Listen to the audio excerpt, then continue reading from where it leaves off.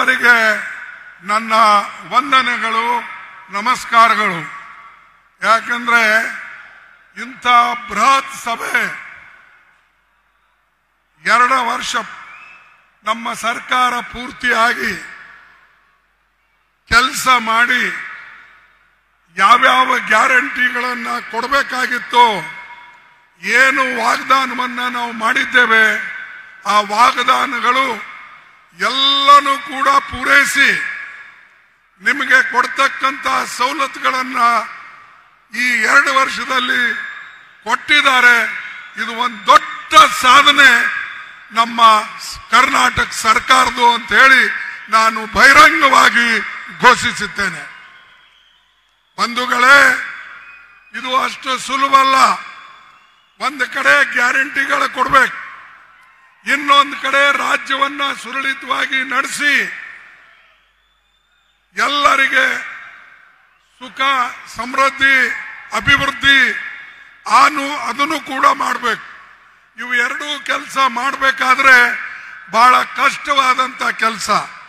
ಆದರೆ ನಮ್ಮ ಕರ್ನಾಟಕ ಸರ್ಕಾರ ಸಿದ್ದರಾಮಯ್ಯ ಅವರ ನೇತೃತ್ವದಲ್ಲಿ ಹಾಗೂ ಕೆಪಿಸಿಸಿ ಅಧ್ಯಕ್ಷರ ನೇತೃತ್ವದಲ್ಲಿ ಇದು ಬಹಳ ಸುರಳಿತವಾಗಿ ನಡೆದಿದೆ. ಅದಕ್ಕೆ ನಾನು ಈ ಸರ್ಕಾರಕ್ಕೆ ಹಾರ್ದಿಕವಾದಂತಹ ಅಭಿನಂದನೆಗಳನ್ನ ಸಲ್ಲಿಸ್ತೇನೆ. ಬಂಧುಗಳೇ, ಅನೇಕ ಜನ ಅನೇಕ ಗ್ಯಾರಂಟಿಗಳು ಕೊಡ್ತಾರೆ. ಮೋದಿ ಅವರು ಕೂಡ ಒಂದು 20 ಗ್ಯಾರಂಟಿ ಕೊಟ್ಟಿದ್ದಾರೆ. ನಿಮ್ಗೆಲ್ಲ ಗೊತ್ತಿದೆ, ನಾನು ಹೇಳಬೇಕಾಗಿಲ್ಲ. ಅವ್ರೇನ್ ಗ್ಯಾರಂಟಿ ಕೊಟ್ಟರು? ನಾನು ಅಧಿಕಾರಕ್ಕೆ ಬಂದ ಮೇಲೆ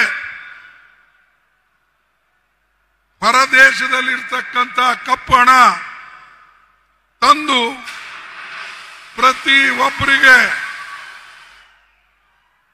15 ಲಕ್ಷ ರೂಪಾಯಿ ಕೊಡ್ತೀನಿ ಅಂತ ಹೇಳಿ ಅವರು ಎಲ್ಲರಿಗೆ ಒಂದು ಪ್ರಮಾಣ ಮಾಡಿ ಹೇಳಿದ್ರು. ಅದನ್ನ ಕೊಡಕ್ಕಾಯ್ತಾ? ಅವರಿಗೆ ಆಗಲಿಲ್ಲ. ಅದೇ ರೀತಿಯಾಗಿ 2 ಕೋಟಿ ನೌಕರಿಗಳು ಕೊಡ್ತೀನಂದ್ರು. ಅದು ಕೊಡಕ್ಕಾಯ್ತಾ? ಅವರಿಗೆ ಆಗಲಿಲ್ಲ. ನೋಟ್ ಬಂದಿ ಮಾಡಿದ್ರು. ಮಾಡಿ ನಾನು ದೇಶಕ್ಕೆ ಉದ್ಧಾರ ಮಾಡ್ತೀನಿ ಅಂತ ಹೇಳಿ ಎಲ್ಲಿ ಬಡವರ ಸಂಸಾರಗಳನ್ನ ಹಾಳು ಮಾಡಿದ್ರು. ಇಂಥವ ಅನೇಕ ವಿಚಾರಗಳಿವೆ. ನಾ ಎಲ್ಲನೂ ಕೂಡ ಈ ಸಂದರ್ಭದಲ್ಲಿ ಹೇಳಕ್ ಹೋಗೋದಿಲ್ಲ. ಆದರೆ ನಮ್ಮ ಸರ್ಕಾರ ಏನು ಗ್ಯಾರಂಟಿಯನ್ನ ಹೇಳಿತ್ತೋ, ಚುನಾವಣೆಯಲ್ಲಿ ನಾವು ಏನು ವಾಗ್ದಾನ ಮಾಡಿದ್ದೇವೆ, ಮತ್ತು ವಿಶೇಷವಾಗಿ ರಾಹುಲ್ ಗಾಂಧಿ ಅವರು, ಪ್ರಿಯಾಂಕಾ ಗಾಂಧಿ ಅವರು ಇಲ್ಲಿ ಬಂದು ಪ್ರತಿ ಒಂದು ಗ್ಯಾರಂಟಿ ಬಗ್ಗೆ ಬಹಿರಂಗವಾಗಿ ಅವರು ಹೇಳಿದ್ರು. ಅದನ್ನ ಇವತ್ತು ಕರ್ನಾಟಕ ಸರ್ಕಾರ ಇಂಪ್ಲಿಮೆಂಟ್ ಮಾಡಿದೆ, ಅನುಷ್ಠಾನದಲ್ಲಿ ತಂದಿದೆ. ಇದು ಬಹಳ ದೊಡ್ಡ ಸಾಧನೆ ನಮ್ಮದಾಗಿದೆ. ಅದಕ್ಕಾಗಿ ನಾವೆಲ್ಲರೂ ಕೂಡ ಮೆಚ್ಚಲೇಬೇಕು. ಮತ್ತು ಇನ್ನೊಂದು ವಿಶೇಷವಾಗಿ ನಾವು ನೋಡ್ತಕ್ಕಂಥದ್ದು, ಈಗ ದೇಶದಲ್ಲಿ ಅನೇಕ ಘಟನೆಗಳು ನಡೆದಿವೆ. ಅದರಲ್ಲಿ ವಿಶೇಷವಾದಂಥದ್ದು ನಿಮಗೆಲ್ಲ ಗೊತ್ತಿದೆ. ಮೊನ್ನೆ ಪಹಲ್ಗಾಂವ್ನಲ್ಲಿ ಒಂದು ದೊಡ್ಡ ಘಟನೆ ನಡೀತು. ಆ ಪಹಲ್ಗಾಂವ್ನಲ್ಲಿ 26 ಜನರದ ಕೊಲೆ ಆಯ್ತು. ಯಾಕೆ ಕೊಲೆ ಆಯ್ತು? ಯಾಕಂದ್ರೆ ಮೋದಿ ಸರ್ಕಾರ ಅಲ್ಲಿ ಸೆಕ್ಯೂರಿಟಿ ಕೊಟ್ಟಿಲ್ಲ. ಯಾರು ಟೂರಿಸ್ಟ್ ಹೋಗಿದ್ರು, ಅಲ್ಲಿ ಯಾರು ನೋಡಕ್ ಹೋಗಿದ್ರು, ಅವರಿಗೆ ಪೊಲೀಸ್ ಸೆಕ್ಯೂರಿಟಿ ಆಗಲಿ, ಬಾರ್ಡರ್ ಫೋರ್ಸ್ ಆಗಲಿ, ಅಥವಾ ಅಲ್ಲಿ ಮಿಲಿಟರಿ ಆಗಲಿ ಅವರಿಗೆ ಸಹಾಯ ಮಾಡಲಿಲ್ಲ.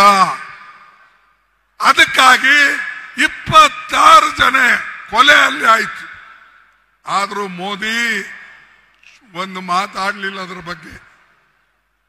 ಮೋದಿ ಬರೇ ತನಗೇನು ಹೇಳಬೇಕು ಅದನ್ನ ಹೇಳ್ಕೊಂಡು ಹೋದ್ರು. ಮತ್ ನಾನು ಒಂದು ಮಾತನ್ನ ಹೇಳಿದ್ದೇನೆ, ಇನ್ನೂವರೆಗೆ ಅದರ ಉತ್ತರವನ್ನ ಬಂದಿಲ್ಲ. ಮೋದಿ ಅವರು 17ನೇ ತಾರೀಕು ಕಾಶ್ಮೀರ್ಗೆ ಹೋಗೋರಿದ್ರು. ಆದ್ರೆ 17ನೇ ತಾರೀಕು ಕಾಶ್ಮೀರ್ಗೆ ನೀವು ಹೋಗಬೇಡಿ ಅಂತ ಹೇಳಿ ಅವರ ಬೆವುಗಾರಿಕೆ ಅಲ್ಲಿರ್ತಕ್ಕಂಥ ಇಂಟೆಲಿಜೆನ್ಸು ಅವರಿಗೆ ಹೇಳಿದ್ರು, ನೀವು ಹೋಗಬೇಡಿ, ಪಾಕಿಸ್ತಾನದಲ್ಲಿ ಇದು ಕಾಶ್ಮೀರ್ನಲ್ಲಿ ಗಲಾಟೆ ಆಗ್ತದೆ, ಅದಕ್ಕಾಗಿ ದಯವಿಟ್ಟು ನೀವು ಕ್ಯಾನ್ಸಲ್ ಮಾಡಿ ಅಂತ ಹೇಳಿ ಅಲ್ಲಿ ಕ್ಯಾನ್ಸಲ್ ಮಾಡಿಸಿದ್ರು. ಇದು ನಿಮಗೆ ಗೊತ್ತಿದ್ದಾಗ 17ನೇ ತಾರೀಕು ನೀವು ಕಾಶ್ಮೀರ್ಗೆ ಹೋಗ್ತಕ್ಕಂಥ ಪ್ರೋಗ್ರಾಮವನ್ನ ಕ್ಯಾನ್ಸಲ್ ಮಾಡುವಾಗ ನೀವು ಯಾಕೆ ಈ ಟೂರಿಸ್ಟ್ ಅನ್ನ ಪೊಲೀಸರ ಮುಖಾಂತರ ಯಾಕೆ ಹೇಳಲಿಲ್ಲ? ನೀವು ಹೋಗ್ಬೇಡಿ, ಅಲ್ಲಿ ತೊಂದರೆ ಇದೆ ಅನ್ನತಕ್ಕಂಥ ಮಾತು ನೀವು ಹೇಳಲಿಲ್ಲ. ಹೇಳಿದ್ರೆ 26 ಪ್ರಾಣಗಳನ್ನ ಉಳಿತೀವು.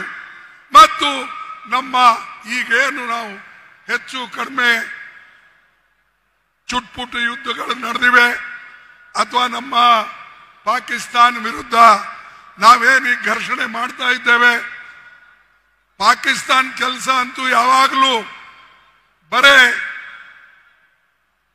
ನಮ್ಮ ಭಾರತ ದೇಶ ಮೇಲೆ ಗೂಬಿ ಕೂಡಿಸ್ತಕ್ಕಂಥದ್ದು. ಅವ್ರಿಗೆ ಶಕ್ತಿ ಇಲ್ಲ, ಶಕ್ತಿಹೀನರು. ಇವತ್ತು ಚೈನಾದಿಂದ ಸಪೋರ್ಟ್ ತಗೊಂಡು ಅವರು ನಮ್ಮ ಮೇಲೆ ದಾಳಿ ಮಾಡತಕ್ಕಂಥ ಪ್ರಯತ್ನವನ್ನ ಮಾಡಿದ್ದಾರೆ. ಇದು ಎಂದೂ ಕೂಡ ನಮ್ಮ ದೇಶ ಸಹಿಸೋದಿಲ್ಲ. ನಾವು ಒಕ್ಕಟ್ಟಿದ್ದೇವೆ ಅಂತ ಹೇಳಿ ನಾನು ಮೊದಲೇ 22ಕ್ಕೆ ಬೆಂಗಳೂರಿನಲ್ಲಿ ಹೇಳಿದ್ದೆ. 22ಕ್ಕೆ ನಾ ಬೆಂಗಳೂರಿನಲ್ಲಿ ಹೇಳಿ ಇಡೀ ದೇಶ ಒಕ್ಕಟ್ಟಾಗಿ ಸರ್ಕಾರಕ್ಕೆ ನಾವು ಬೆಂಬಲ ನೀಡಬೇಕು, ಮತ್ತು ಯಾರು ನಮ್ಮ ವಿರುದ್ಧ ಹೋರಾಟಕ್ಕೆ ಬರ್ತಾರೋ ನಾವೆಲ್ಲರೂ ಸೇರಿ ವಿರುದ್ಧ ಮಾಡೋಣ, ಹೋರಾಟ ಮಾಡೋಣ, ಅದಕ್ಕಾಗಿ ಪ್ರಾಣ ಕೊಡೋಣ. ದೇಶ ಅನ್ನತಕ್ಕಂಥದ್ದು ಮುಖ್ಯ, ಆಮೇಲೆ ಜಾತಿ ಧರ್ಮ ಎಲ್ಲ. ಆದ್ರೆ ಇಲ್ಲೇನಾಗಿದೆ, ಇವತ್ತು ವಿಶೇಷವಾಗಿ ಮೋದಿ ಮುಖ್ಯ ಆಗಿದ್ದಾರೆ, ದೇಶ ಆಮೇಲೆ. ಯಾಕಂದ್ರೆ ಅವ್ರಿಗೆ ಉಳಿಸಕ್ಕೆ ನೀವು ವಿಶೇಷವಾದಂತ ಮಾಹಿತಿ ಕೊಡ್ತೀರಿ, ಆದ್ರೆ ಬಡವರಿಗೆ ಸಂರಕ್ಷಣೆಗಾಗಿ ಕೊಟ್ಟಿಲ್ಲ. ಇದು ನಾವು ತಿಳ್ಕೊಳ್ಬೇಕು. ದೇಶಕ್ಕಾಗಿ ನಾವು ಹೋರಾಡ್ತೇವೆ, ಬರೇ ನೀವು ಅಲ್ಲ, ಕಾಂಟ್ರಾಕ್ಟ್ ಯಾರು ನೀವೇ ತಗೊಂಡಿಲ್ಲ. ಈ ದೇಶಕ್ಕಾಗಿ ಇಂದಿರಾ ಗಾಂಧಿ ಅವರು ತನ್ನ ಪ್ರಾಣ ಕೊಟ್ಟಿದ್ದಾರೆ, ರಾಜೀವ್ ಗಾಂಧಿ ಅವರು ತನ್ನ ಪ್ರಾಣವನ್ನು ಕೊಟ್ಟಿದ್ದಾರೆ. ಅದೇ ರೀತಿಯಾಗಿ ಮಹಾತ್ಮ ಗಾಂಧೀಜಿ ಅವರು ಸ್ವಾತಂತ್ರ್ಯ ತಂದು ಕೊಟ್ಟು ತನ್ನ ಪ್ರಾಣವನ್ನ ಈ ದೇಶಕ್ಕಾಗಿ ಕೊಟ್ಟಿದ್ದಾರೆ.